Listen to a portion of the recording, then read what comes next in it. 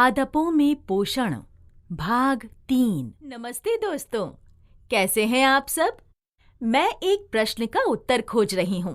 क्या मनुष्य की तरह पेड़ पौधे सूक्ष्म जीव एक दूसरे पर आवास और भोजन के लिए निर्भर होते हैं? आपको क्या लगता है?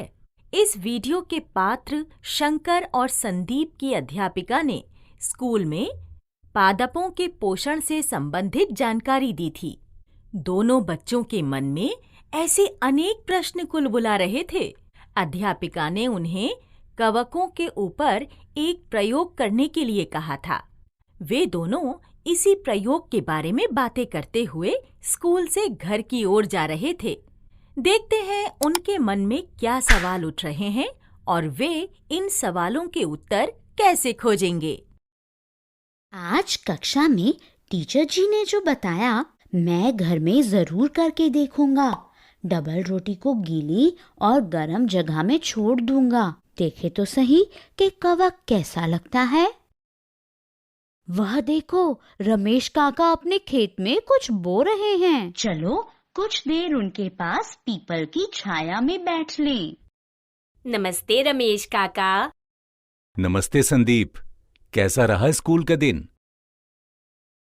आज हमारी अध्यापिका ने हमें कवक यानी फंजाई के बारे में जानकारी दी। हमारी अध्यापिका ने बताया कि कवकों का खेती में बहुत बड़ा योगदान होता है। काका, मुझे लगता है कि पेड़ पौधे एक दूसरे की मदद करते हैं और एक दूसरे पर निर्भर भी रहते हैं। क्यों है ना संदीप? जैसे तुम मेरे बिना न तो कुछ खेलते हो न कहीं घूमने जाते हो। सही कह रहे हो। वैसे पता है, कवक और पेड़ पौधों का रिश्ता भी दोस्तों जैसा है। शंकर, तुम्हें क्या लगता है कि कवक और पादप में भी दोस्ती संभव है?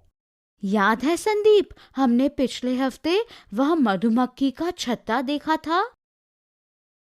वाह, मधु के बारे में सोचते ही मेरे मुंह में पानी आ गया। तो याद है तुम्हें, हमने देखा था कि कैसे मधुमक्खी अलग अलग फूलों पर बैठकर उनके बीज यहाँ वहाँ फैला रही थी। हाँ शंकर, याद है। अरे हाँ, तो मधुमक्खी और फूल भी अच्छे दोस्त हैं और एक दूसरे की मदद करते हैं। मधुमक्खी अनेक फूलों से रस चूसती है और बदले में उनके बीज यहाँ वहाँ फैलाती है। याद है संदीप, हमने पिछले साल सीखा था कि इसे परागण यानी पॉलिनेशन कहते हैं। वाह शंकर, तुम्हारी याददाश्त तो बड़ी तेज निकली। आज स्कूल के पुस्तकालय से मैंने विज्ञान की एक किताब ली है।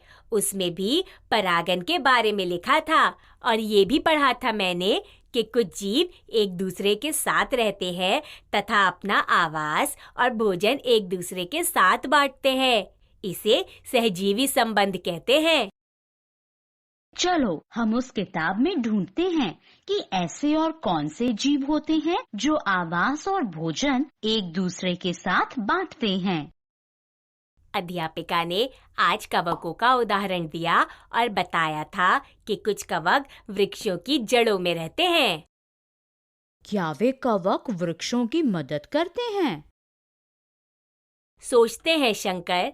देखो, अगर कवक वृक्षों की जड़ों में रहते हैं तो वृक्ष उनको रहने का स्थान देते हैं और जीवित रहने के लिए उनको पोषक तत्व देते हैं। तो फिर कवक बदले में क्या देते हैं? मेरे हिसाब से अगर कवक जड़ों में पाए जाते हैं तो वो जल और पोषक तत्व ग्रहण करने में वृक्षों की मदद करते होंगे। तो ये सहजीवी संबंध का एक और उदाहरण है। यह इन पेड़ों पर क्या है? ऐसा मैंने अपने घर के पास वाले तालाब में देखा है। इसे काई कहते हैं। याद है संदीप, अध्यापिका ने बताया था कि यह लाइकेन होता है। चल किताब में से इसके बारे में पढ़ते हैं।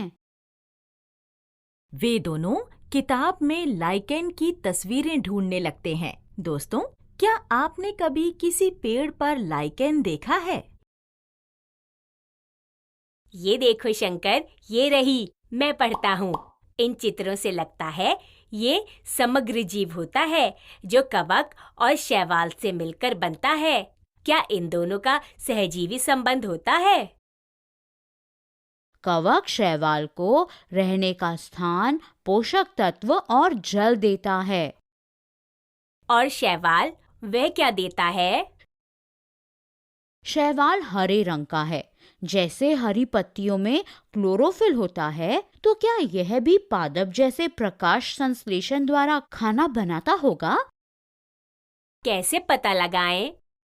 किताब में देखते हैं।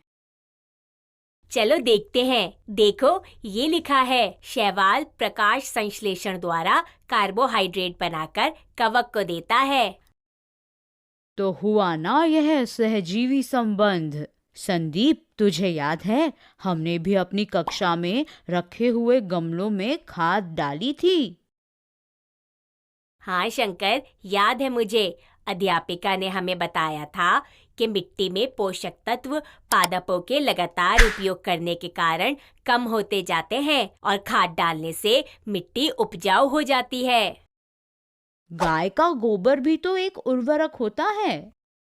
पर गाय के गोबर की क्या विशेषता होती है? गाय का गोबर पोषक तत्वों से समृद्ध होता है। देखो, इस किताब में लिखा है कि मिट्टी में मरे हुए जीव और पौधे सड़ते हैं और उन्हें सड़ाते हैं बहुत से सूक्ष्म जीव जो उनको खाते हैं। जैसे जैसे ये सड़ के मिट्टी में मिलते हैं तो मिट्टी और उपजाऊ बन जाती है। अच्छा, बड़ी विचित्र बात है। ये तो एक पूरी श्रृंखला है। पादप और अन्य सभी जीव अपने पोषण के लिए एक दूसरे पर निर्भर हैं।